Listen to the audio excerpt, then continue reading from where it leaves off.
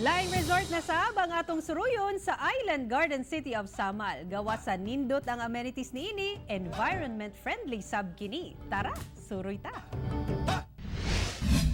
Gikan sa Pantalan sa Samal, 15 minutos lamang ang biyahion. Imo nang maabot kining nindot nga resort nga makita dinhi sa Barangay Kamudmud, Babak District, Samal Island. Sa entrada pa lang, doon na kadulaan ang mga bata sa usa ka barkong playhouse. Lapad usab ang ilang swimming pool nga adunay pang-adult ug pang-bata. Ang presyo sa ilang rooms gikan 2,700 hangtod 6,200 pesos, gikan duha hangtod na 10 ka tawo. Ug syempre, ang ginadayo gayo dinhi ang ilang malamini Boracay nga beach. Doon na pa kini islet nga pwedeng rentahan alang sa mga okasyon sama sa birthday, kasal o guban pa.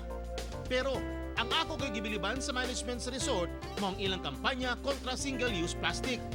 Gani, kining usa ka Christmas tree, gama gikan sa mga plastic bottles sa soft drinks.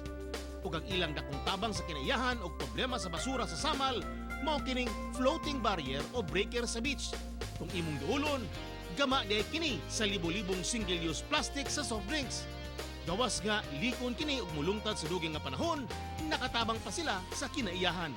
Wala na tayo materials gipalit kay waste man yan. Makita natin yun sa basura. Ang expenses lang natin dyan, yung gumagawa lang at saka knit. Yun lang, sir. Malaking save yan, sir. Last year, 2 years, if I will remember, gumastos kami ng 200,000 plus sa breakwater lang.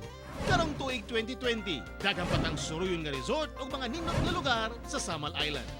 Kauban si Mel Colmenares sa kamera. Ako si Teno Campo para sa One Mindanao.